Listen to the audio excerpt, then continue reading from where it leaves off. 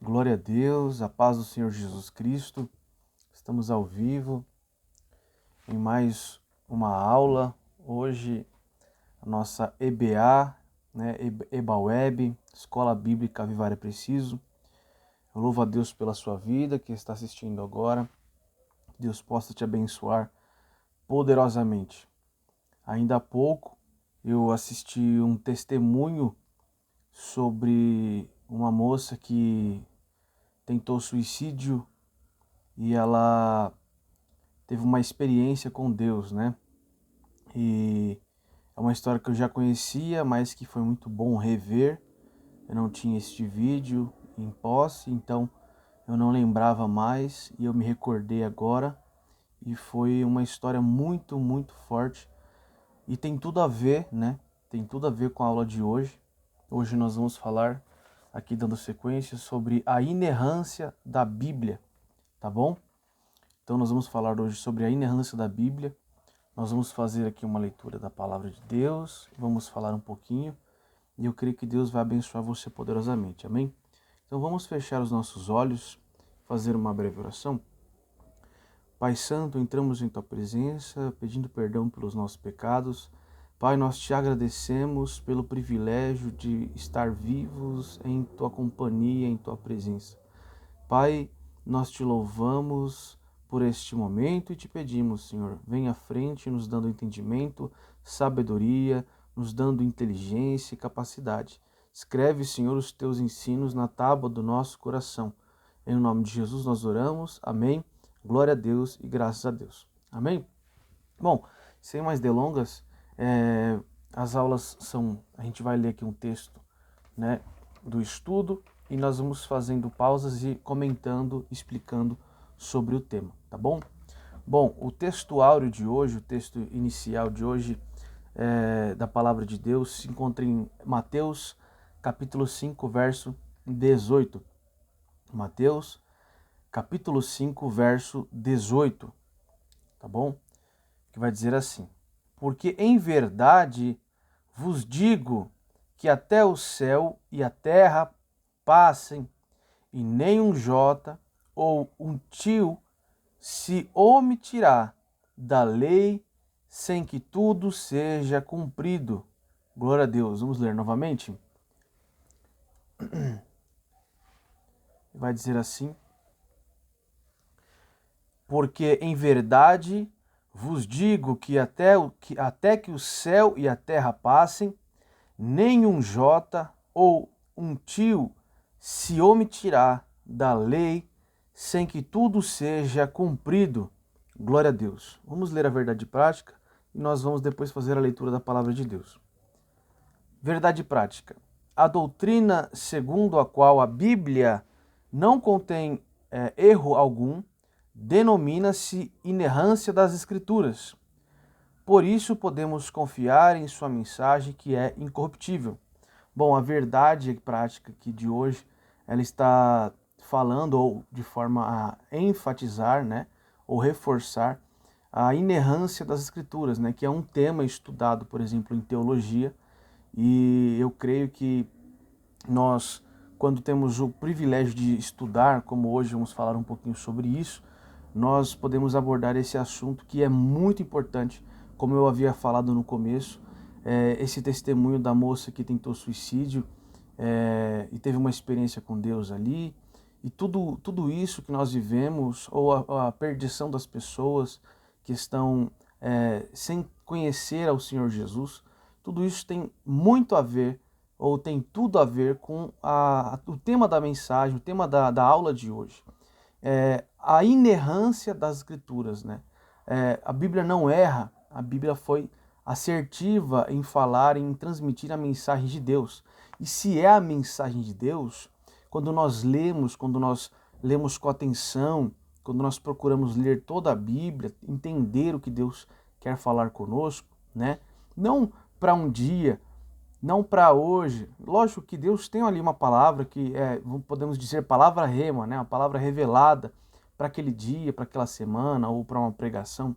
Mas eu digo a mensagem central da Bíblia. Quando nós lemos a Bíblia, compreendemos claramente que Deus ele tinha um plano né? Ao criar a humanidade, a humanidade se perdeu, e desde então, desde Gênesis, vemos o desfecho dessa história da humanidade, o plano de Deus de resgatar, salvar, né, os homens que ele criou, e nós hoje temos o privilégio, através deste sagrado livro, né, a Bíblia Sagrada, poder ter acesso ou em posse em mãos do testamento do nosso Pai Celestial, ter posse em nossas mãos da mensagem ou a revelação que Deus fez para a humanidade. Então, a leitura desse livro é real, é eficaz, é verdadeiro. Quando nós lemos aquilo, nós temos acesso a todo o poder, a toda a transformação, a todas as bênçãos do Senhor, né? Claro que é muito importante termos também contato com mestres da palavra que possam nos ensinar, nos instruir, pastores, né, o sacerdote, o profeta, etc. Mas a Bíblia é o maior presente que a humanidade já recebeu. Então, esse tema é muito importante. Bom, a mensagem de hoje se encontra no Novo Testamento. Nós vamos ler dois textos. Primeiro se encontra no Evangelho de Mateus, capítulo 5, do verso 17 ao 21. É um texto curto. E na sequência vamos ler também no Novo Testamento, na carta para os Hebreus, capítulo 10, do verso 15 ao 17. Então, Mateus 5, do 17 ao 21 e Hebreus 10, do 15 ao 17. Enquanto você vai abrindo aí, nós vamos ler juntos.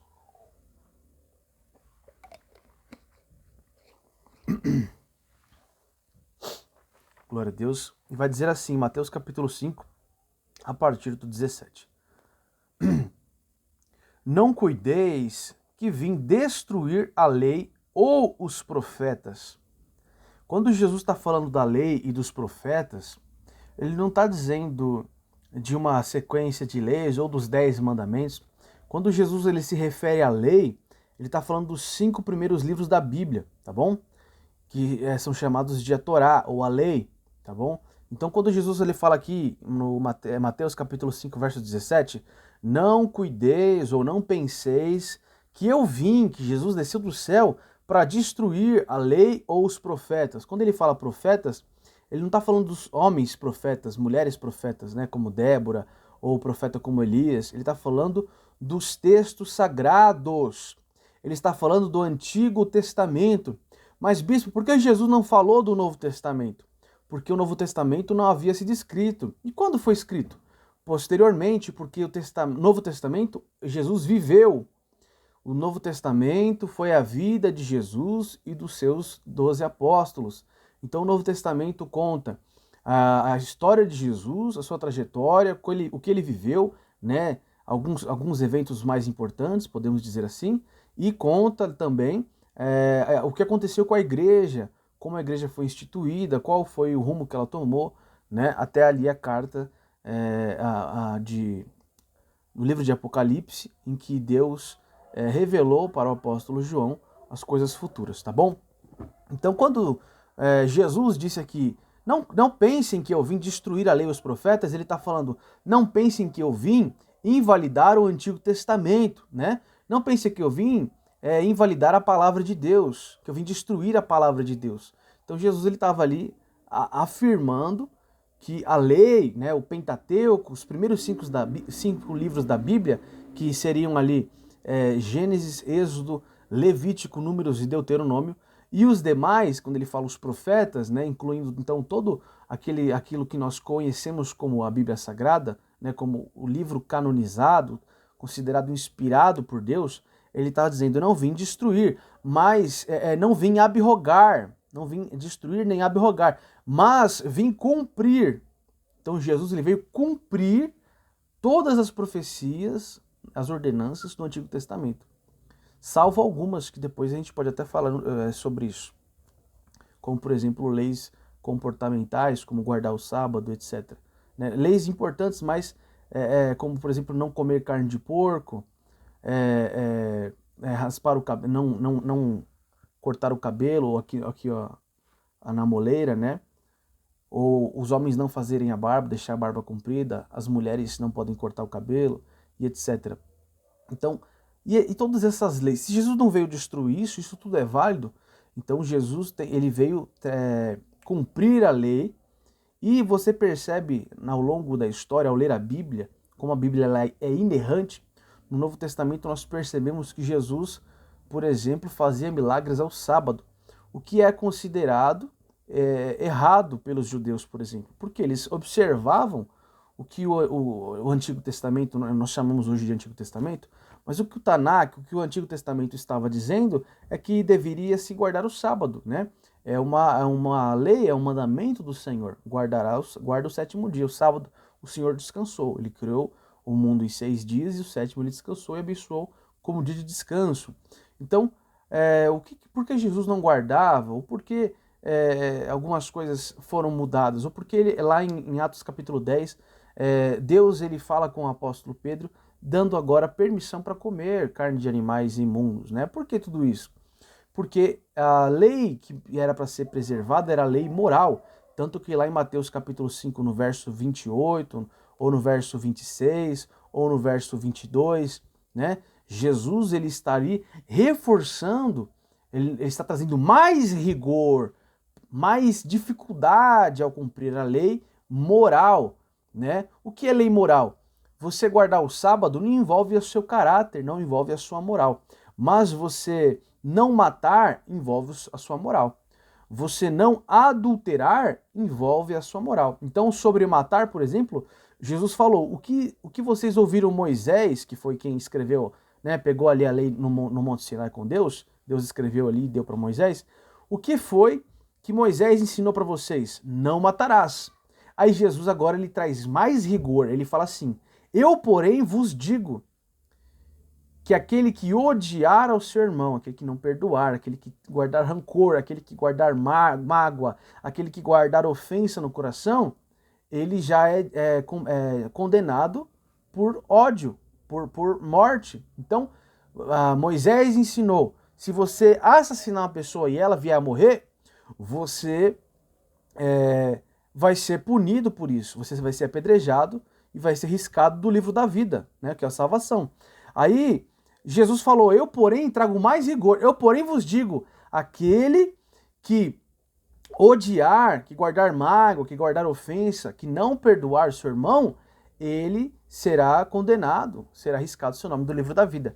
Aí Jesus fala assim, o que Moisés disse? Não adulterarás, né? Não cobiçarás a mulher do teu próximo, não adulterarás, por exemplo. Aí Jesus fala assim, eu porém vos digo, aquele que olha, que deseja uma mulher que não é sua, em seu coração já cometeu adultério e é digno de condenação. Ou seja, seu nome vai ser riscado do livro da vida e você perde a sua salvação. Então, olha só a gravidade, né, que Jesus trouxe do pecado. Então, adultério, agora, a partir de Jesus, ele trouxe agora um mais rigor, né, não um novo mandamento, mas mais rigor para o mandamento moral. O que antes, se você fosse pego em ato de adultério, se você cometesse um ato físico sexual, você era pecador no pecado de adultério. Agora, se você só olhar um homem e uma mulher e desejar e inflamar o seu coração, falar, nossa, que mulher bonita, que homem bonito, e começar a desejar, nossa, pronto, você já pecou, você já é digno de condenação. Espiritualmente, no mundo espiritual, já é reconhecido como pecado de adultério, mesmo sem consumar o ato sexual, tá bom? Então, Jesus, quando se trata de lei moral, né, sobre o mundo espiritual ou a lei moral, ele trouxe mais rigor. Agora, ele também, de certa forma, não cumpria, por exemplo, o dia do sábado, ele fazia milagres no sábado e etc. E por que isso? Para ele mostrar, ele queria mostrar, ele ensinava através do exemplo dele que algumas leis como costumes, né, como as leis dos alimentos, elas não necessariamente deveriam ser mais cumpridas. Tanto que a carne de porco, por exemplo, que é proibida para os judeus,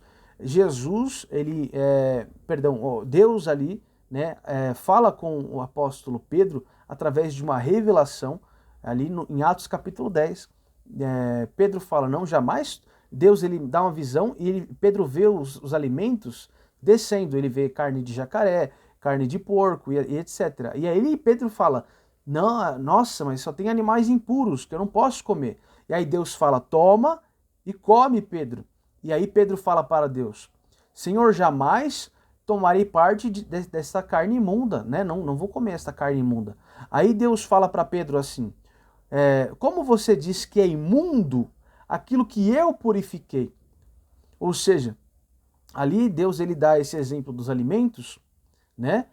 E mais uma vez dando a entender, dando essa percepção de que a lei diz respeito a costumes, que diz respeito à alimentação, né? O rapar-barba, a mulher do cabelo comprido, a mulher não tendo, por exemplo, as leis sobre cultura, as leis culturais da época, como escravidão. Você vê, hoje em dia não tem mais escravidão, então por que você vai aplicar uma lei de escravidão? Ah, não existe mais o templo lá de Salomão, né?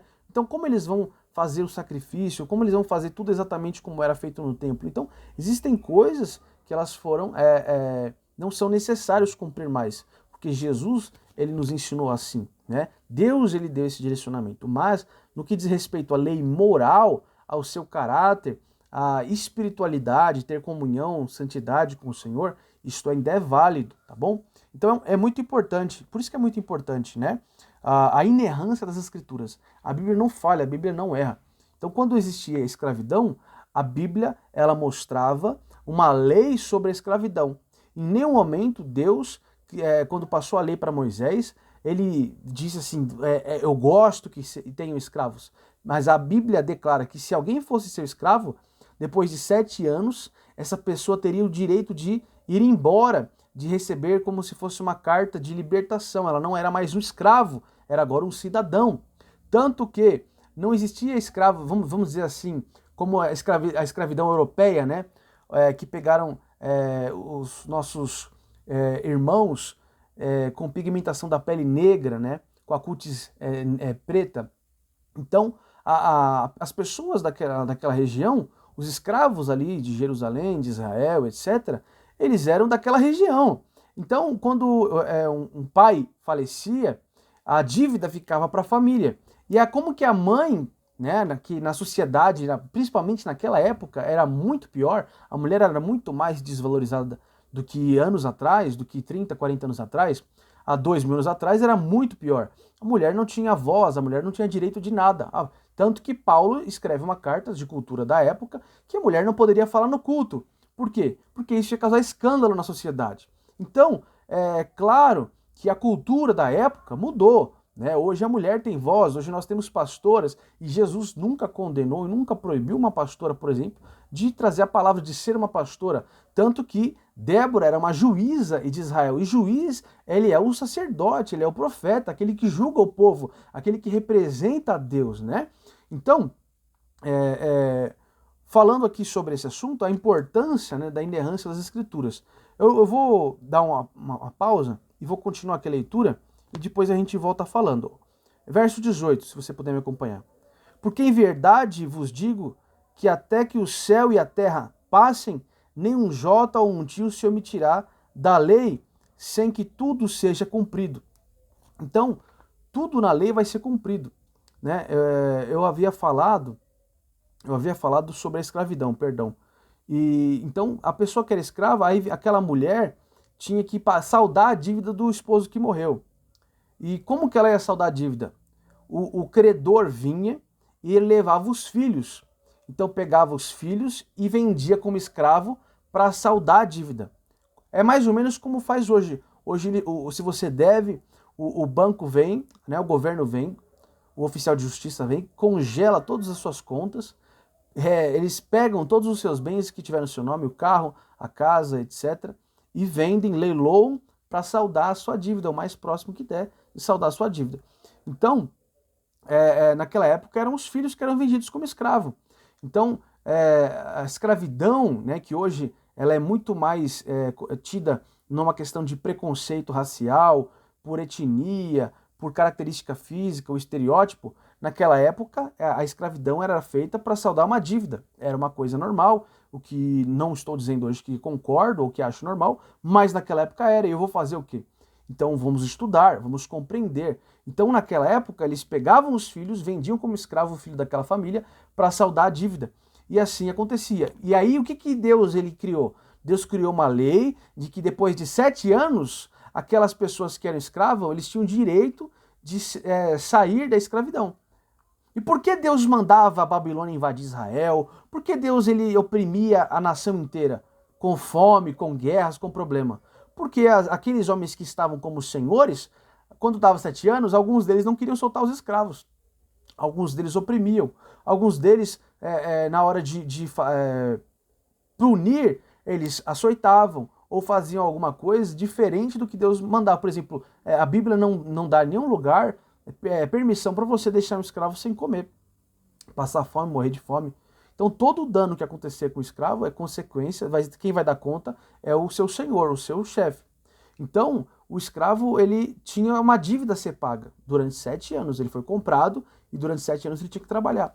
Então quando os ricos e poderosos começavam a oprimir os pobres, começavam a tirar proveito, Deus ele enviava ali o inimigo, enviava os amonitas, Deus enviava os babilônios, e Deus ele destruía toda aquela nação para que houvesse então um clamor, houvesse então uma reflexão, porque quando a gente é derrubado, quando a gente sai do nosso pedestal, a gente começa a refletir e pensar, peraí, eu não sou alguma coisa importante, eu sou igual a todos os meus semelhantes. Eu não sou melhor que ninguém, eu não sou superior a ninguém, porque eu tenho, porque eu não tenho, porque eu faço. Então, a Bíblia ela é tão perfeita, tão infalível, tão inerrante, que toda ela, né, que tem sido tão atacada hoje em dia, principalmente por não cristãos, por pessoas que não conhecem a nossa fé. E é triste que nós cristãos não lemos, não compreendemos a Bíblia e não entendemos, por exemplo, que a Bíblia ela é inerrante. E aí tentamos adaptar, né? Vemos cristãos, inclusive, infelizmente, cristãos querendo adaptar a palavra de Deus para os nossos pecados, né? Para que a palavra de Deus não nos condene mais, né? Principalmente nas leis morais. Então, o versículo 18, ele falou que os céus e a terra vão acabar, vão se findar um dia, mas nem um jota ou um tio, ou seja, nem um pequeno detalhe da Bíblia, da lei, se omitirá, sem que tudo seja cumprido. Então, tudo que está na Bíblia vai se cumprir ou já se cumpriu, né? E isso é muito forte.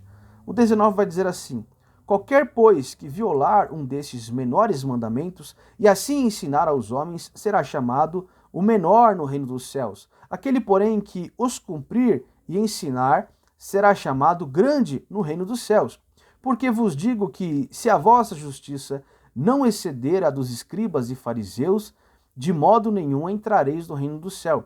Quando ele fala escribas e fariseus, ele está falando daqueles homens que detêm todo o conhecimento, todo o estudo, a técnica, a habilidade, por exemplo, de falar em público, de escrever, são os homens da alta sociedade, aqueles que estão no maior posição social. Então, os escribas, por exemplo, eram os homens que copiavam os textos sagrados.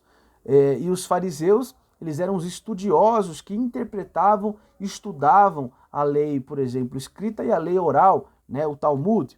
Então, eles eram os homens muito entendidos, muito doutos, intelectuais da época, né, intelectuais e peritos nas escrituras sagradas. E a Bíblia vai dizer assim: se a vossa justiça, né, e quando fala a vossa justiça, está falando se a forma que você vive não for mais justa que dos escribas e fariseus, que os estudiosos, que os peritos da palavra de Deus, de modo nenhum vocês entrarão no reino dos céus. Então Jesus estava dizendo assim: se vocês não andarem em retidão mais do que os peritos da palavra de Deus, então vocês não vão entrar no reino do céu. E por que Jesus estava falando isso? Isso era uma crítica aos peritos, aos estudiosos da Bíblia, que conheciam a palavra, estudavam a palavra, mas não praticavam. E isso é um alerta para nós hoje, porque Jesus está falando aqui sobre uma palavra chamada hipocrisia. Nós somos cristãos, nós conhecemos a palavra, sabemos o que temos que fazer e não fazemos. Isto é hipocrisia. Nós, quando agimos desta forma, somos como os fariseus e os escribas que Jesus cita nesse texto. Pessoas hipócritas, que sabem o que tem que fazer, que falam para as outras pessoas o que elas têm que fazer, mas eles mesmos não fazem. Olha, você não pode pecar, mas eu peco sem me arrepender, eu peco com a consciência limpa, eu não vigio, eu não tomo cuidado, eu não mantenho uma comunhão de oração diária, de leitura da palavra diária, eu não jejuo pelo menos semanalmente. Isto é hipocrisia. Se você é um cristão, você tem que ler a Bíblia todo dia. Não porque é uma obrigação, irmãos, porque é um prazer, porque somos cristãos, porque cremos. Se cremos, temos que tomar uma atitude em cima disso. Não é verdade? Então, aí continua dizendo aqui para encerrar o Mateus 5, 21. Ouvistes o que foi dito aos antigos: não matarás, mas qualquer que matar será réu de juízo. Hebreus 10, 15 vai dizer assim: e também o Espírito Santo não lo testifica, porque depois de haver dito, este é o concerto que farei com eles depois daqueles dias, diz o Senhor, porei as minhas leis em seu coração, e as escrevereis em seus entendimentos, acrescenta, e jamais me lembrarei de seus pecados e de suas iniquidades. Glória a Deus. Salvo o meu engano, esse texto de Hebreus, o escritor estava escrevendo para os irmãos hebreus, citando o texto de Joel, né, onde Deus diz que derramaria o seu espírito, onde Deus diz que ele colocaria a lei dele no nosso coração. O Espírito Santo ia nos instruir, ia nos aconselhar. Então, quando você é tentado pelo mal, é tentado a pecar, no seu coração, na sua mente, você sente que aquilo é errado. E essa é a lei de Deus, esse é o Espírito Santo te dando um alerta. Isto é errado, não faça isso. Saia daí agora, ou desligue isso agora, ou não faça isso de forma alguma. E assim, você tem a consciência que te condena, você tem o seu coração ali queimando para você não fazer aquilo. Essa é a lei de Deus, né? Que o escritor aqui de Hebreus, ele se referiu, né? Provavelmente o apóstolo Paulo, né? Na teologia nós entramos em um acordo que não decidimos quem é o autor, mas provavelmente o apóstolo Paulo escreveu essa carta dos Hebreus e o escritor dizia, provavelmente aqui citando lá a carta, né? O texto do profeta Joel, capítulo 2 ali, onde ele fala, ele profetiza que Deus derramará o seu espírito sobre toda a carne. Isso se cumpriu em Atos capítulo 2, né, quando os nossos irmãos, os pais da igreja, estavam ali esperando, aguardando no Senhor em oração, estudando a Bíblia, em comunhão uns com os outros, e o Espírito do Senhor desceu, foi derramado, eles foram cheios do Espírito, e ali iniciou esse novo tempo, onde nós não precisaríamos mais viver em pecado, onde a salvação chegaria para os não-judeus, onde nós não precisaríamos mais cumprir a lei, moral sim, a lei dos alimentos e assim por diante, mas nós teríamos o Espírito Santo dentro de nós, o que facilitaria para nós vivermos em santidade, possibilitando viver em pureza, dizer não para o pecado. Amém? Bom, vamos dar sequência aqui. Já tem quase 30 minutos de aula. E eu tenho algumas coisinhas aqui ainda para ler. Bom, temos 3 pontos para a gente observar, tá bom? O primeiro é, o que é a inerrância da Bíblia? Né? O que significa inerrância da Bíblia? Primeiro, o conceito de inerrância bíblica. Bom, a inerrância é a doutrina. Quando a gente fala doutrina, significa ensinamento. Então, sempre que você ouvir alguém falar doutrina de usos e costumes, são ensinamentos de usos e costumes. Doutrina da Bíblia, ensinamento da Bíblia, tá bom? Então, o que é o conceito da inerrância bíblica? A inerrância é a doutrina segundo a qual a Bíblia não contém erro algum. Ou seja, esse estudo da inerrância bíblica é um estudo que afirma que a Bíblia na Bíblia não contém nenhum erro. Exatamente isso, nenhumzinho. Então, significa que ela é verdadeira em tudo o que afirma. Glória a Deus. Desse modo, a Escritura é isenta de erros nos aspectos doutrinários, espirituais, históricos, culturais, científicos e em todos os demais temas. O argumento é irrefutável. Por quê? Porque Deus não pode errar. Então, primeira coisa, como que um cristão vai defender a Bíblia? Primeira coisa, a gente tem uma coisa que, por exemplo, o ímpio não tem. A gente tem fé. A gente crê em Deus. A gente crê que Jesus é o Filho de Deus. O Filho de Deus, do Deus vivo. Então, primeira coisa, perdão.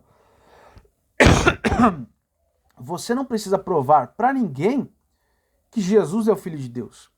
Você crê, você sabe. Você tinha que provar para você mesmo. Você provou para você mesmo ao ponto de você crer que Jesus é o Filho de Deus. Então, toda dúvida que vier depois de que você já teve a certeza que Cristo é o Filho de Deus, essa dúvida não é de Deus. Essa dúvida vem do inimigo. Deus não trabalha na dúvida. Deus trabalha com a certeza. E a certeza daquilo que compete à revelação de Deus é fé. A certeza daquilo que nós não vemos. Você não viu Deus inspirando os homens de Deus, os homens que escreveram a Bíblia, mas você crê, você tem fé. Então a primeira coisa, o primeiro argumento cristão para defendermos a Bíblia é a nossa fé. Deus erra? Não. Se Deus é o autor da Bíblia através de 40 escritores aproximadamente, então Deus é o autor e o autor não erra, porque Deus não erra. Então, se o autor não erra, a Bíblia não erra. Primeiro ponto, primeira base para o cristão. Deus é infalível.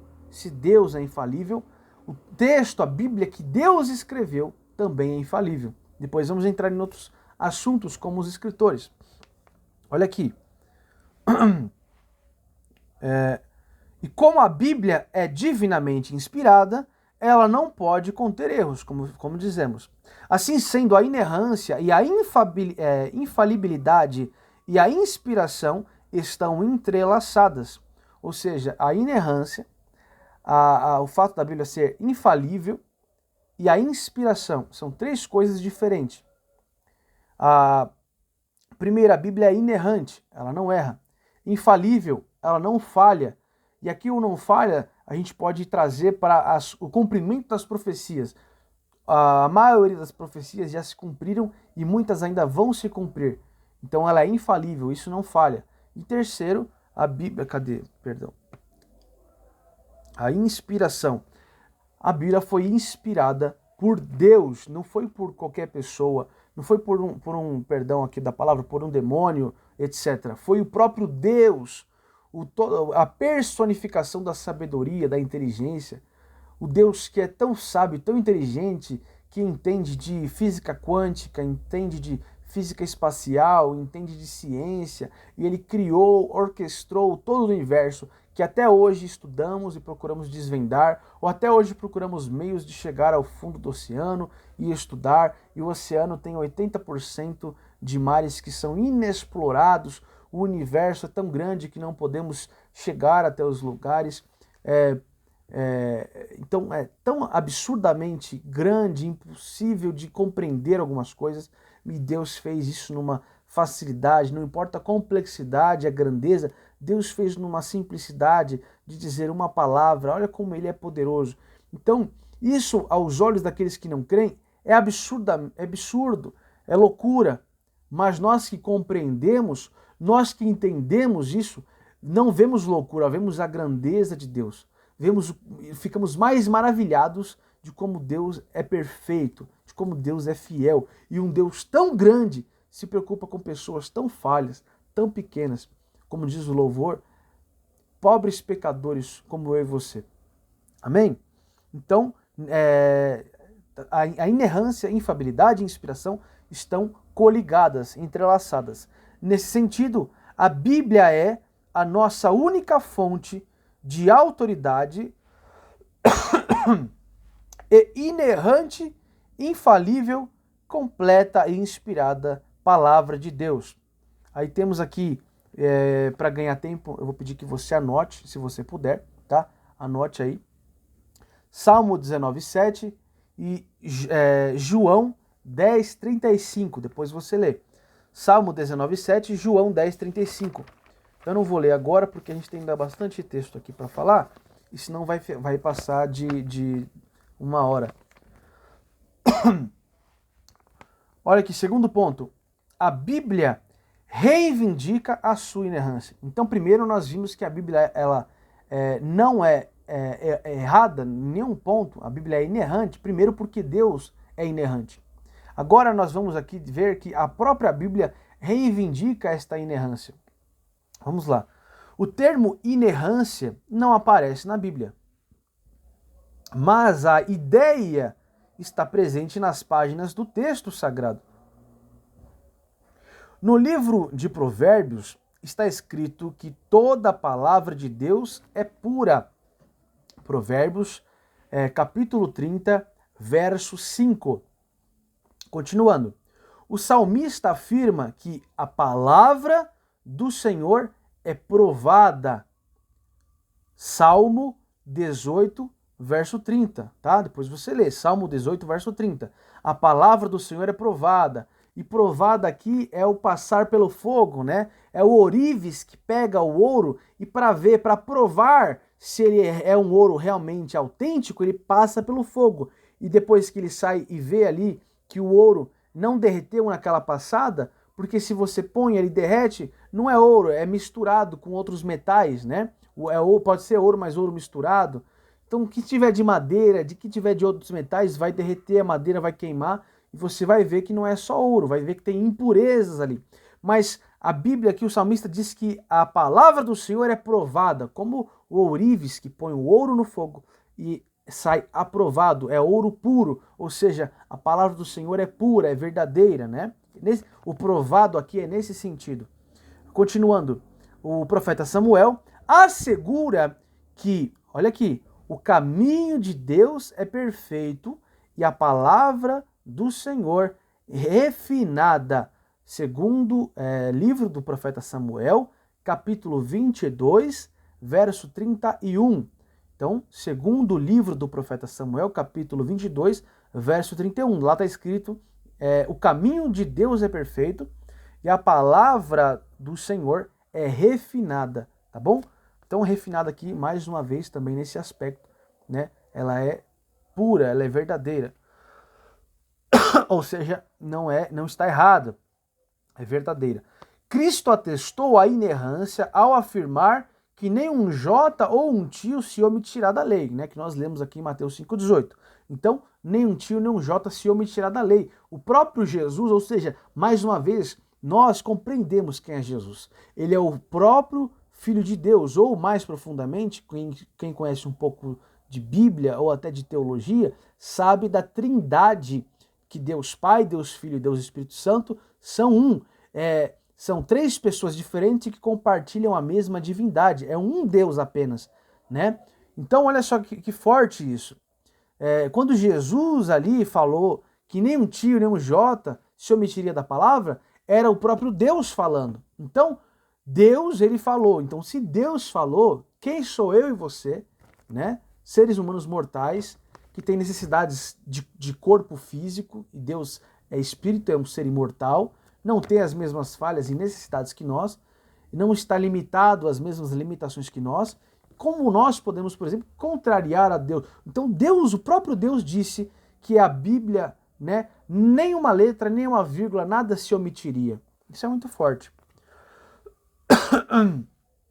Aqui, continuando. O Senhor igualmente ratificou que a Escritura não pode ser anulada. Você vai encontrar isso no Evangelho de João, capítulo 10, verso 35, tá bom? Então,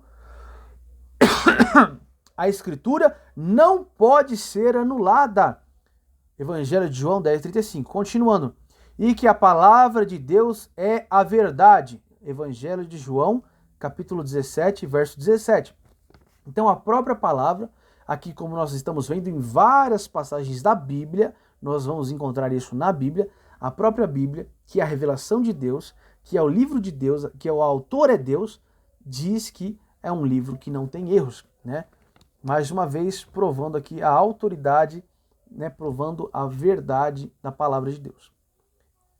E isso é muito forte, porque a Bíblia fala que aquele que anda na carne, aquele que não está no Espírito, ele não discerne das coisas espirituais. E ele olha as coisas espirituais e para ele é loucura. E aquele que é espiritual, aquele que anda no Espírito, aquele homem, aquela mulher que é cheio de Deus, quando ele começa só a ouvir o que eu estou falando aqui, ele fica todo arrepiado, ele fica cheio do Espírito, porque ele entende que tudo que está escrito na Bíblia é real, é verdadeiro, vai se cumprir. Então quando diz, por exemplo, ali, né, no livro de Josué, que eu e minha casa serviremos ao Senhor, aquilo é profético, aquilo é real. Ou como diz que nós iremos ver a face de Jesus, iremos subir aos céus, ser arrebatados, encontrar Jesus nos ares, isto é real. Quando a Bíblia diz que nós iremos morar no céu, que Jesus ele está preparando moradas para nós, que tem um local para nós preparado, isto é real, não é bobagem, não é baboseira. E você entende como isso é real, como isso é forte. A Bíblia diz que no céu toda a lágrima será enxugada. A Bíblia diz que vai chegar um dia de um grande tribunal em que todo joelho se dobrará. E tudo isso é verdade. Tudo isso é real. Então, aquele que é espiritual, cheio do Espírito Santo, só de ouvir um pouquinho do que a gente está falando aqui, já fica cheio do Espírito.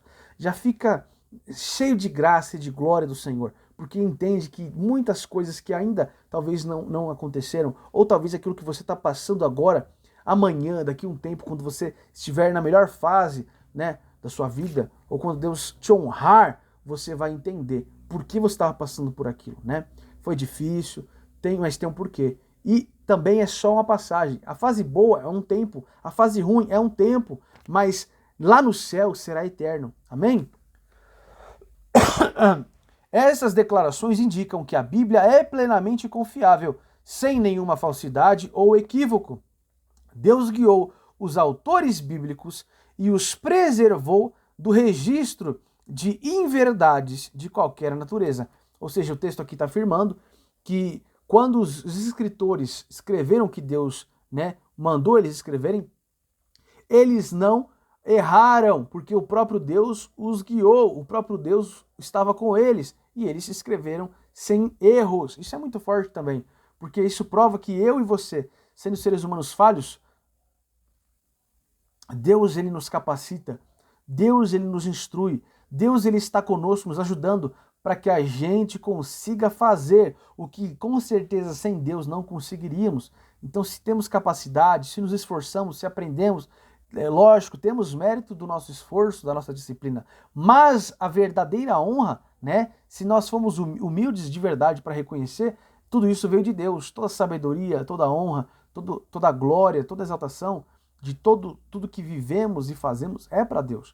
Claro que você tem os seus méritos, humanamente falando, você tem os seus méritos, você se esforçou, mas falando de uma forma espiritual, né, compreendendo a grandeza de Deus, foi Deus quem nos capacitou.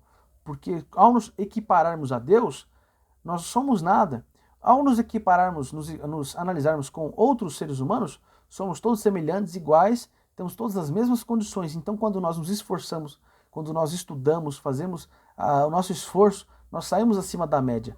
Mas só saímos, só subimos, só conseguimos, por exemplo, orar, ou nos esforçar, ou estudar, porque Deus nos capacitou, nos fortaleceu, nos incentivou. Então até o nosso esforço é com a ajuda de Deus. Até aquele que não se desvia e permanece fiel a Deus é com a ajuda de Deus. Se eu consigo ler a Bíblia, se eu consigo estudar, se eu conseguir orar hoje, é porque Deus me ajudou. E isso vai me manter firme. Amém? Então até eu estar firme, de pé espiritualmente, é por causa de Deus. É porque até aqui o Senhor nos sustentou. Isso é muito forte, porque o Senhor sustentou-nos até agora e também sustentou, né? Deus sustentou os escritores da Bíblia. E se Deus os sustentou, se Deus os ajudou a não errar, Ele também nos ajuda agora para que nós também não erremos, tá bom? Já estamos aqui passado 40 minutos de aula. Vamos dar uma corrida aqui. Agora vamos falar em terceiro ponto, para entrarmos no próximo tópico, da infalibilidade e a inerrância da Bíblia. Então, a infalibilidade da Bíblia e a inerrância da Bíblia, esse é o último assunto para a gente mudar de tópico. O vocábulo infalível indica o que não pode e nem consegue falhar.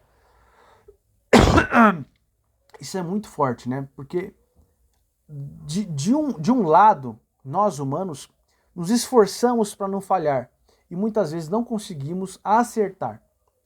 Agora, Deus, por outro lado, ele não consegue falhar. Isso é muito forte. E Deus, como Deus é o autor da Bíblia, a Bíblia não consegue falhar. Compreendeu isso? Vamos continuar. Em relação à Bíblia, significa que suas palavras hão de se cumprir cabalmente, ou seja, é inevitável, a palavra de Deus vai se cumprir, Jesus vai voltar, as promessas vão se cumprir na sua vida, a palavra de Deus inevitavelmente vai se cumprir. Você pode ler acerca disso, né, ter um lampejo sobre isso, ali em Isaías, tá? O livro do profeta Isaías, capítulo 55, verso 11. Livro do profeta Isaías, capítulo 55, verso 11. Por causa da etimologia, os termos inerrância e infalibilidade são por vezes confundidos como sinônimos. Olha, isso aqui é muito forte. Inerrância e infalibilidade. Como que eu vejo? Deixa eu ver aqui, bispo. Glória a Deus. Tem algum microfone ligado, né? Se você puder desligar. Bom, dando sequência. Então, às vezes a gente ouve a infalibilidade e a inerrância, a gente confunde achando que é a mesma coisa. Mas o que é a infalibilidade ou o que é a inerrância? Então, quando a gente fala sobre a Bíblia ser infalível, está falando que todas as profecias, todas as promessas vão se cumprir. E quando fala de inerrância, está falando que o texto sagrado, a escritura, o que foi escrito, é inerrante, não contém erros, não houve erro na escrita, não houve discrepâncias ou textos que são incongruentes, que discordam entre si. Você não vai ler uma coisa em Gênesis e uma coisa que discorda. Você não vai ver um Deus de ódio no Antigo Testamento, por exemplo, como os incrédulos falam, e um Deus de amor no Novo Testamento. Deus não é justiça no Antigo e amor no Novo. O mesmo Deus é igual no Antigo e no Novo. O mesmo Deus que matava no Antigo Testamento, mata hoje. Ah, mas Deus mata? Não, Deus ele fazia o quê? Ele permitia o livre-arbítrio. E o mesmo Deus que permitiu o livre-arbítrio naquela época, permite hoje. Porque Deus ele não obrigava ninguém a oprimir os pobres. E isso era uma semeadura. E tudo que a gente planta, a gente colhe. Está lá em Gálatas capítulo 6, do verso 7 e 8. Não se engane. De Deus não se zomba, aquele que de Deus não se escarnece, aquele que planta, aquele que semeia na carne vai colher. Aquele que planta maldade vai colher coisa ruim. Então a nação inteira praticava o mal. E aí vinha os inimigos e destruíam toda aquela nação. Ah, mas Deus não protegeu a nação? É o que Deus fala ali na segundo livro de Crônicas, capítulo 15, verso 2.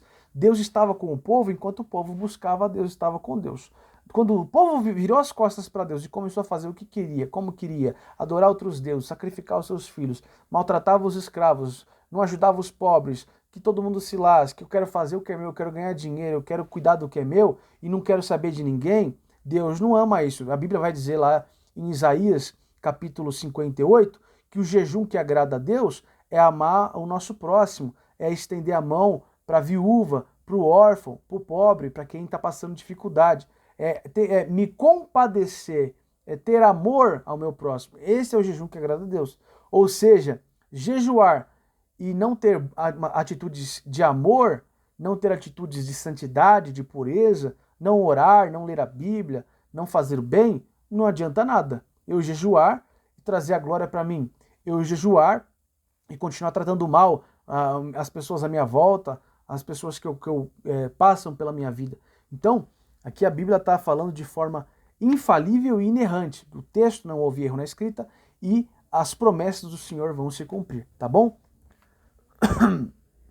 Para encerrar esse tópico, por causa não obstante, outros afirmam que a Bíblia é somente infalível quanto à sua mensagem salvífica e não a consideram como inerrante. Por isso preferimos o uso de ambos os termos, isto é, cremos e ensinamos que a Bíblia é infalível, ou seja, incapaz de falhar, e a Bíblia é igualmente inerrante, ou seja, livre de qualquer erro. Negar essas verdades é desacreditar de sua autoridade e de sua inspiração divina. Você pode encontrar lá em Judas capítulo 1, verso 3 e 4. Judas capítulo 1, verso 3 e 4, tá bom?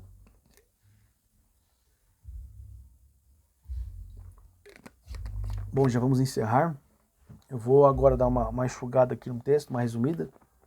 Olha só.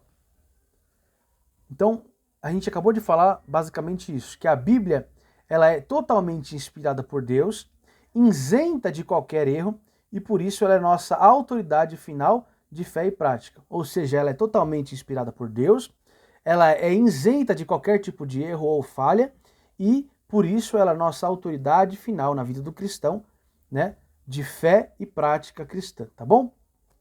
Agora nós vamos falar um pouquinho sobre o Espírito Santo. Já vamos encerrar, tá bom? Embora está muito gostoso, mas não quero estender mais do que isso. Para a gente encerrar aqui, eu vou ler aqui um pouco ainda mais, mas eu vou dar uma enxugada para nós, vou dar uma resumida. Então, vamos falar agora sobre o Espírito Santo preservou as Escrituras. Esse é o segundo ponto que nós vamos falar. O Espírito Santo preservou as Escrituras. Primeiro, vamos falar sobre os manuscritos autógrafos, tá bom? O que são manuscritos autógrafos? Os manuscritos autógrafos são os textos originais que levam esse nome.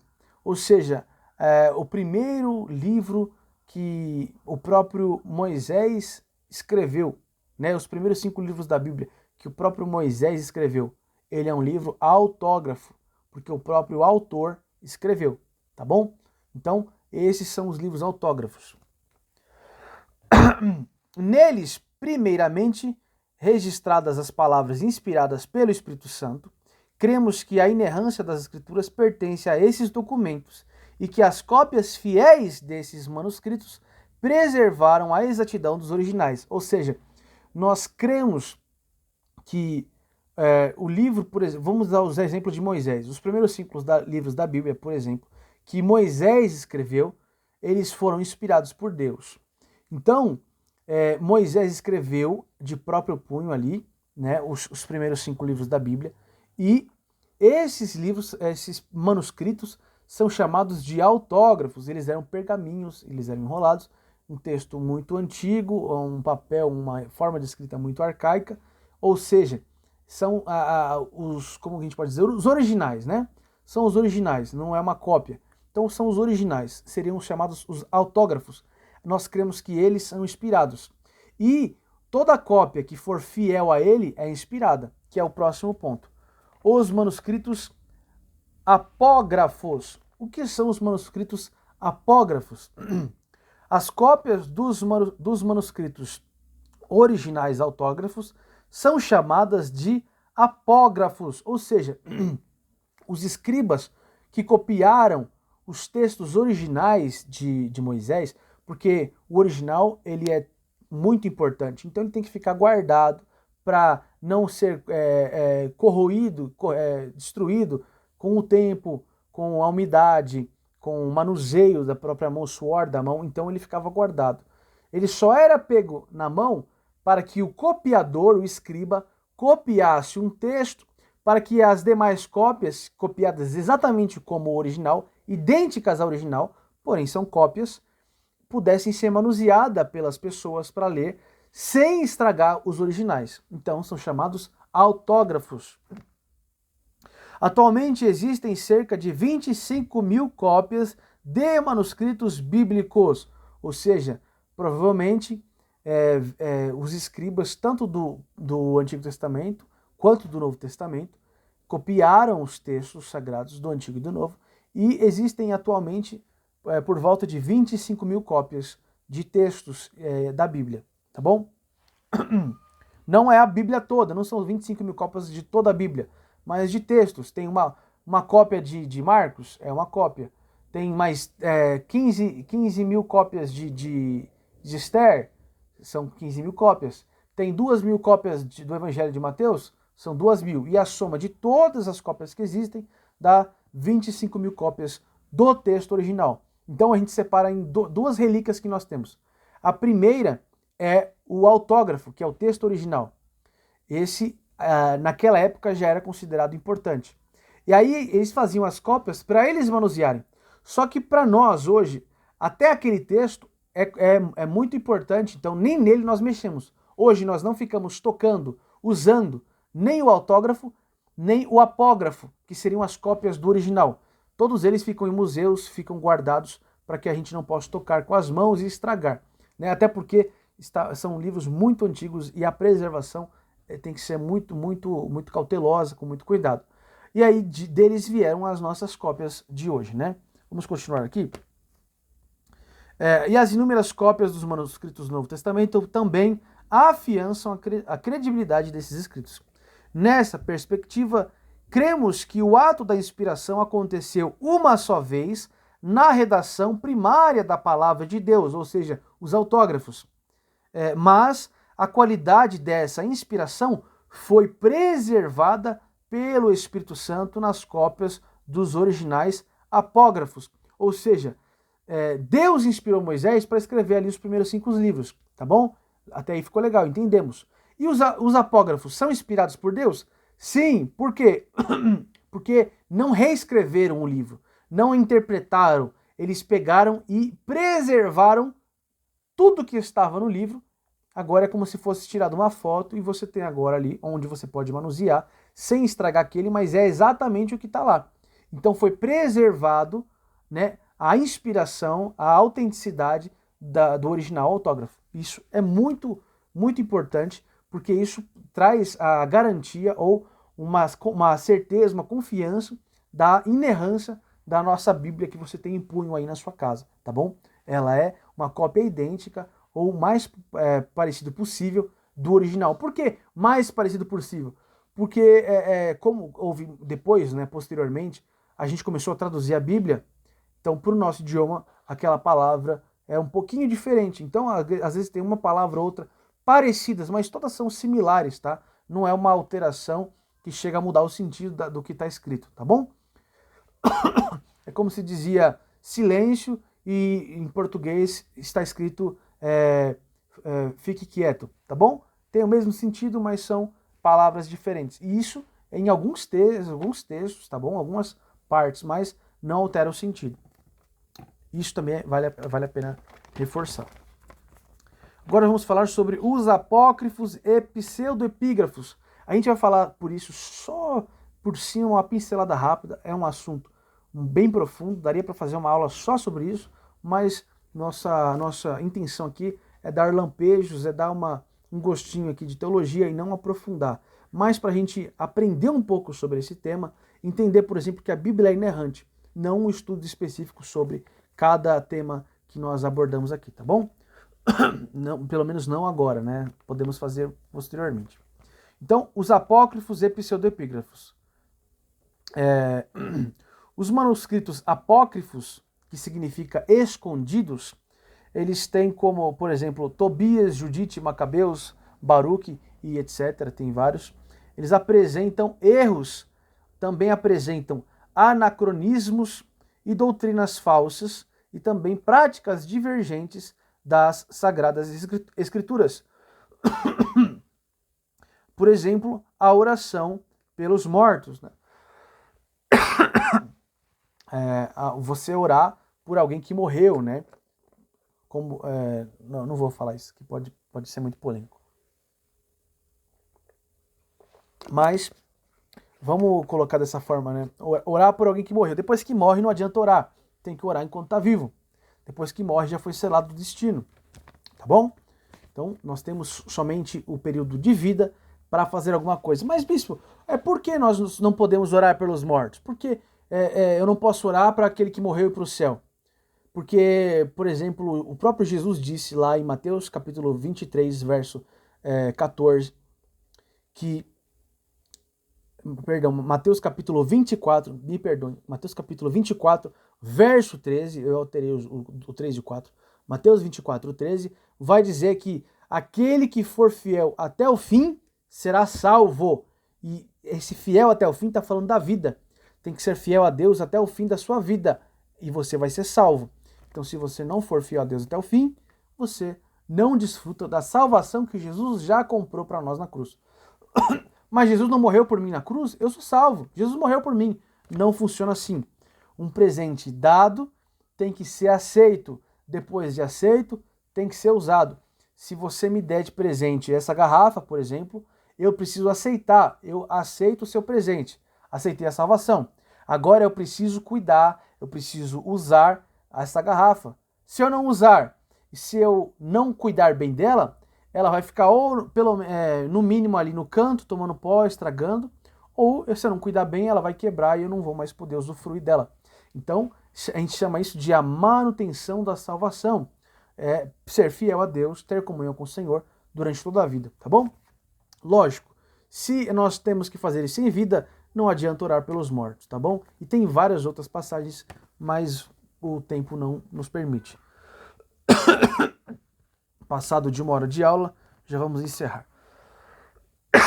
Bom, para a gente encerrar aqui então, basicamente a gente disse até agora que o Espírito Santo manteve a revelação divina incorruptível, preservou a inerrância da inspiração, a inerrância da palavra de Deus, a inspiração e a infalibilidade, tá bom?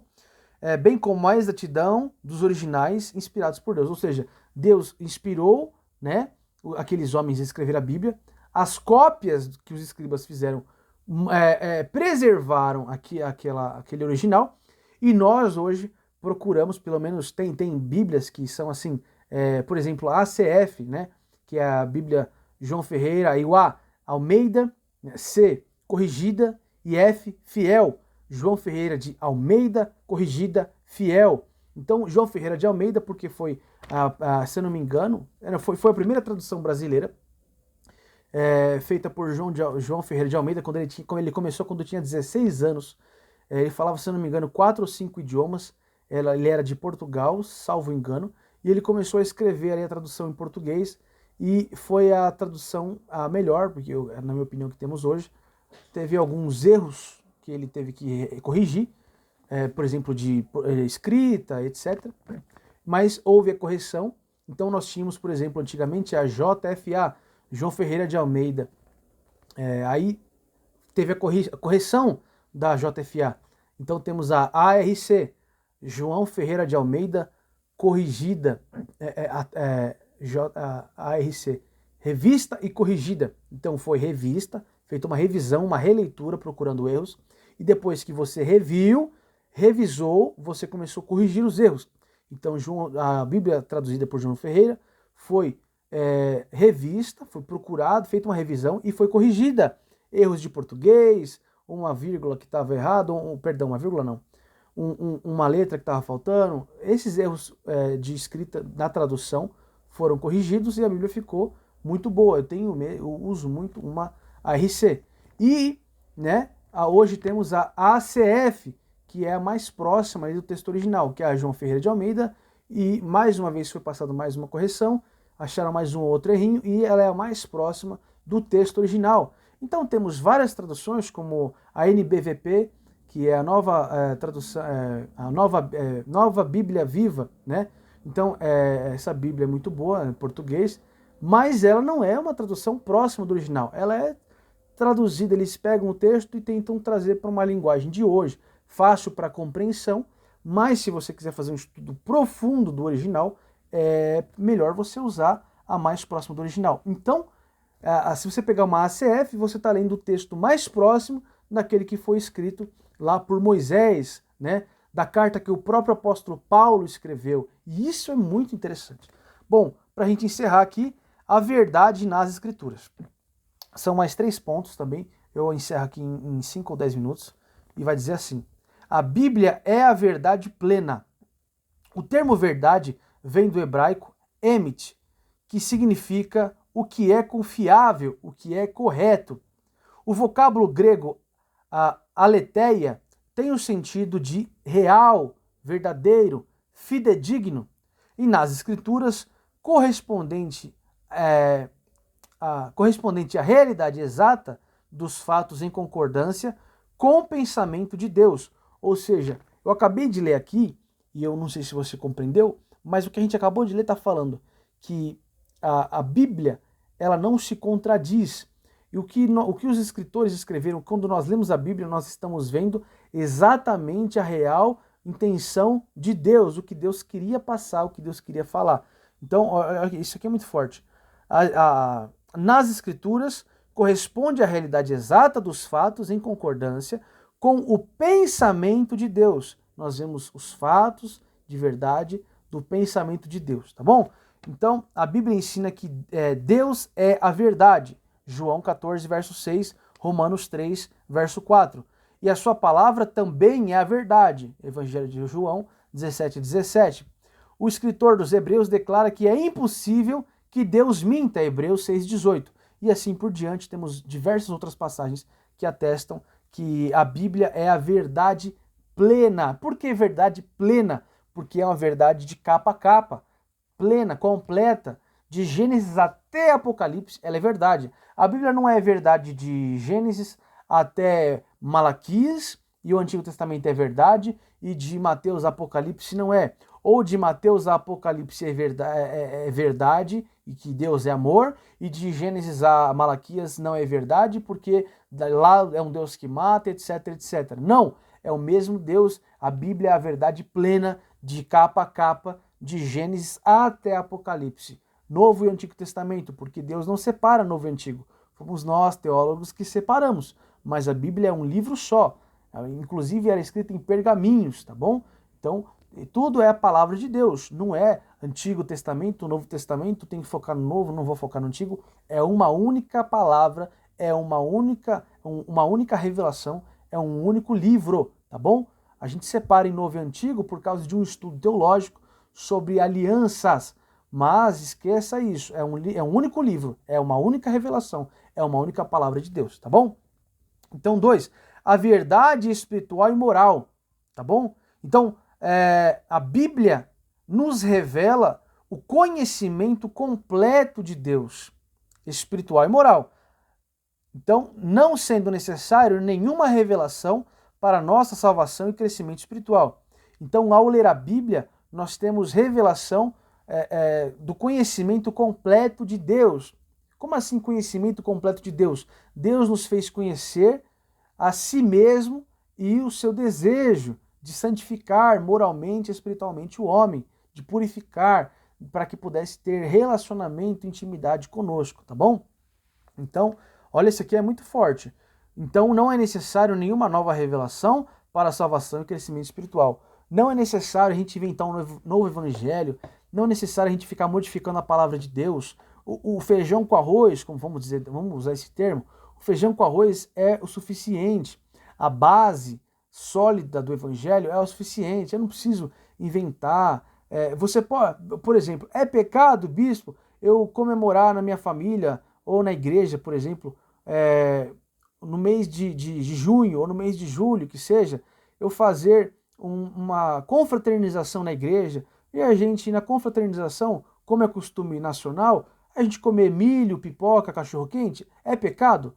Não, se você der toda a glória para Deus, fizer o culto a Deus, tiver ali a palavra do Senhor e deixar bem claro que você não está saudando ou louvando, adorando o santo de São João, né? São João, então não é pecado. Mas e participar de festas de São João? Aí você tem que tomar muito cuidado, né? Nem tudo é pecado, nem tudo me é lícito, mas nem tudo me convém, tá bom? 1 Coríntios 10, verso 23. Tudo me é lícito, mas nem tudo me convém. Tudo me é permitido, mas nem tudo é necessário fazer. Ou seja, tem coisas que não cabe a nós, tá bom? Então, a verdade moral e a espiritual. Então, para a nossa salvação e crescimento espiritual, não preciso inventar mais nada. Eu posso fazer essa festa? Pode, mas fazer uma festa dessa para atrair almas e ganhar almas, talvez não seja o ideal, né? Não fazer de uma forma mundana, porque para você atrair, por exemplo, o mundo, usando a carnalidade, não é o interessante, porque é o Espírito Santo quem convence, tá bom? Então, o Espírito Santo, você tem que fazer o que a Bíblia ensina: orar, jejuar, evangelizar, ser amável, ser um bom testemunho, ser um bom exemplo e estender a mão para aqueles que precisam. E Deus, ele vai criar situações, vai salvar muitas vidas, assim como salvou a minha, assim como salvou a sua, tá bom? Mais uma vez, não estou dizendo que é pecado, não sou contra quem faz, tá bom? Mas compartilho dessa forma, dessa visão, nós fazemos assim. Aqui o Evangelho, a palavra de Deus é suficiente para o nosso crescimento espiritual, para a nossa salvação, tá bom? Olha que interessante. Os padrões bíblicos para o nosso viver não podem sofrer mudanças. Aquilo que a palavra de Deus diz ser pecado, permanece sendo pecado. Por isso, os valores cristãos são permanentes, pois a fonte de autoridade é permanente. Mateus 24, 35. Tá bom? Deixa eu pegar água aqui. Então, o que a Bíblia diz que é pecado, continua sendo pecado. Hoje em dia, eu estava conversando com a pastora Célia, não sei se todos conhecem, mas a pastora Célia compartilhou comigo, né, que a filha de uma cantora famosa, não vou falar mais do que isso para não entregar quem é, mas a filha de uma cantora famosa, essa pessoa fez ali como que eu posso dizer, um movimento concordando, incentivando pessoas a clamar ali, a buscar, não sei se é um abaixo-assinado, inclusive, para ter uma alteração na Bíblia sobre assuntos como homossexualidade, etc. Então não é a Bíblia que tem que mudar, somos nós, né? A Bíblia não tem que ser atualizada, a Bíblia é atual, ela não muda, ela é sempre eterna, atualizada, sempre eterna, real. Somos nós que mudamos, não é a Bíblia que muda, somos nós que agora achamos que o que era pecado agora não é. O que a Bíblia diz que era pecado continua sendo pecado. Isso é muito forte, tá bom? Isso é muito importante. Nós não podemos mudar. Assim, enfatizamos que a Bíblia é inerrante, verdade tanto espiritual quanto moral. Tá bom? Terceiro ponto. A verdade histórica e científica. Esse aqui é muito forte, tá? Olha aqui. Cremos que a Bíblia é divinamente infalível em toda a matéria que aborda. Salmos capítulo 12, versículo 6, Salmo capítulo 19, Salmo não tem capítulo, me perdoa. Salmo de número 12, verso 6 e Salmo de número 19, verso 8. John Wesley escreveu que se houver um erro, pode haver 1000. Se existir alguma falsidade, então a Bíblia não é o livro da verdade de Deus. Por conseguinte, a Escritura não se equivoca quando descreve a criação, os eventos da história e os fenômenos da ciência. Significa que Deus guiou os autores bíblicos e os preservou do registro de inverdades de qualquer natureza. 2 Pedro, capítulo 1, verso 21. E assim a gente vai encerrar, eu vou fazer a conclusão. Então, no que diz respeito à ciência, a Bíblia também é inerrante e infalível. Eu lembro que quando eu era criança, eu ia para a igreja e muita gente não acreditava, por exemplo, na teoria da criação bíblica, que o universo surgiu do nada, que Deus disse uma palavra e tudo se criou, né? E isso era absurdo. Eu lembro que na escola eu aprendi que Plutão era um planeta. E quando meu filho foi aprender sobre os planetas em ciências, ele chegou na escola e falou para mim assim, existem 8 planetas. Eu falei, não, filho, existem 9. Tem o Plutão. Cadê o Plutão? Não, papai, Plutão não é mais considerado um planeta, porque descobriram que em volta dele tem vários outros, né, meteoros do tamanho de Plutão, então todos eles teriam que ser planeta, ou Plutão seria desconsiderado planeta. Então ali mudou, né, um estudo científico. Ou seja, a ciência ela vai aprendendo. Deus ele é maior que a ciência. Deus ele sabe de tudo. A ciência ainda está aprendendo. Os cientistas ainda estão descobrindo e aprendendo. Deus não. Deus sabe de tudo. Foi Deus que criou. Então, Deus ele falou lá para Moisés, quando escreveu sobre o Gênesis, que Deus criou tudo pela palavra dele. Então as coisas foram acontecendo, foi surgindo ali. Aí você para pensar comigo que isso era absurdo. Quando eu era criança, as pessoas, muita gente era contra isso. E aí surgiu uma teoria chamada teoria do Big Bang, que diz que o universo surgiu do nada, uma explosão. E é exatamente o que a Bíblia diz, que do nada o universo todo foi feito, né? E não de uma forma evolutiva, mas do zero, do nada. Tudo se criou, tudo se formou. Outra coisa, não acreditavam que o universo era finito, né? Então a Bíblia fala, por exemplo, sobre o primeiro, o segundo e o terceiro céu. Né? O céu que nós vemos, o segundo céu seria o universo, e o terceiro céu seria fora do universo. Mas a ciência, antigamente, batia nisso e falava que a Bíblia estava errada, porque o universo é infinito. Mas a mesma ciência descobriu recentemente, poucos anos, que o universo é sim infinito, existe um fim. É muito longe, o universo ele é expansivo, está sempre crescendo, então a gente nunca consegue alcançar o fim do universo. Mas é porque a gente não alcança que achavam que ele era infinito. Mas foi descoberto hoje que ele tem um fim e ele é expansivo, ou seja, mais uma vez a Bíblia está certa. Depois do universo tem alguma coisa. O universo ele é expansivo, ele está sempre em crescimento, mas existe um fim no universo. Então a própria ciência, ela não desmente a Bíblia, ela atesta que existe sim um terceiro céu.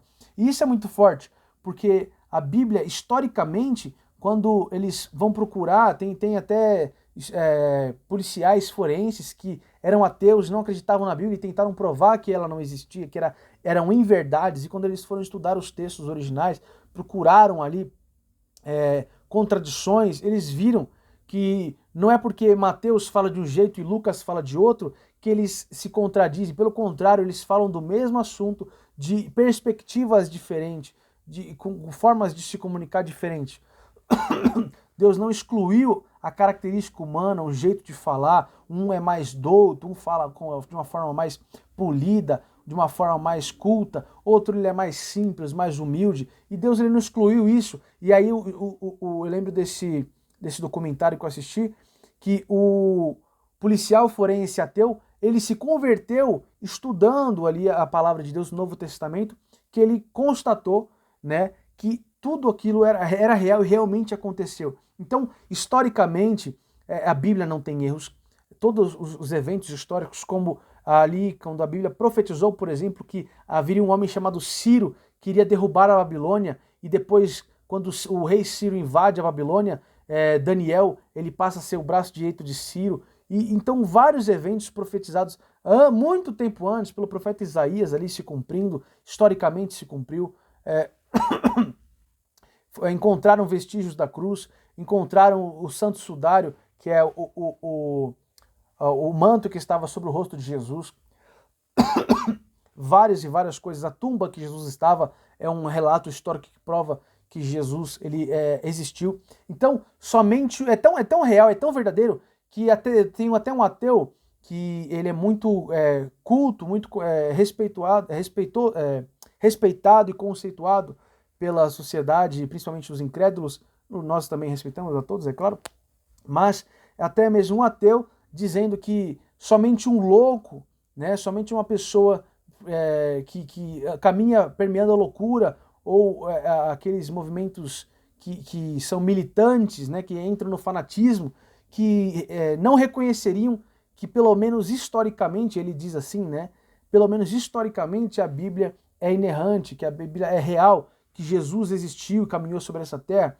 Ou seja, são fatos reais, a história, se você for para Israel, tá lá, tem a tumba de Lázaro, tá?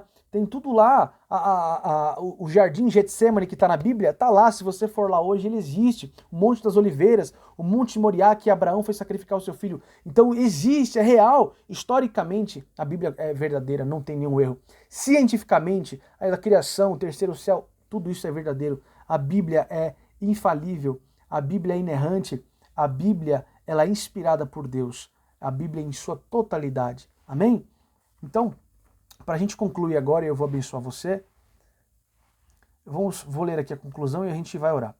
Apesar de alguns considerarem redundante o uso dos termos inspiração, inerrância e infalibilidade para legitimar a autoridade das Escrituras Sagradas, nossa ortodoxia professa e ensina que a Bíblia é a inspirada palavra de Deus, inerrante, infalível, com plena autoridade em tudo que diz.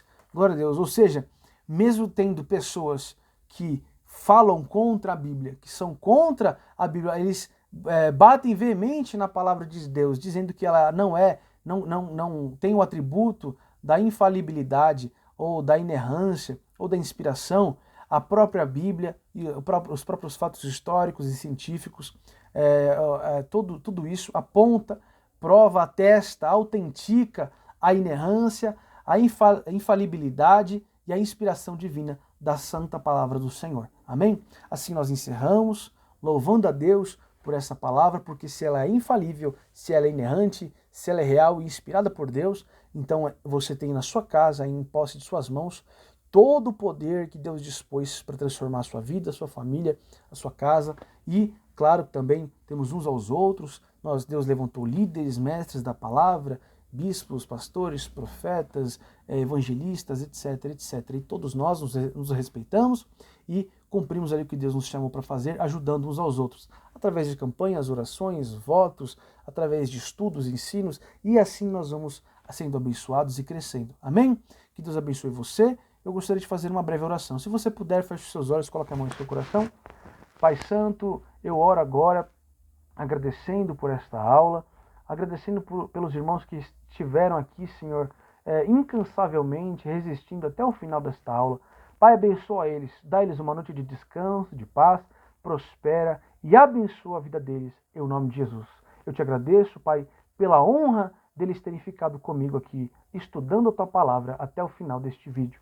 E eu te peço, Senhor, que eles possam ir embora, que o Senhor não despeça eles de mãos vazias, mas que eles possam sair desta live, sair deste vídeo de estudo da Tua Palavra, recebendo, Senhor, o que eles necessitam, recebendo, Senhor, a Tua bênção, a Tua paz, a Tua salvação, o Teu socorro, a Tua provisão sobre cada um deles. Traz paz, traz uma noite de descanso, em nome de Jesus. Eu te louvo e te agradeço. Amém?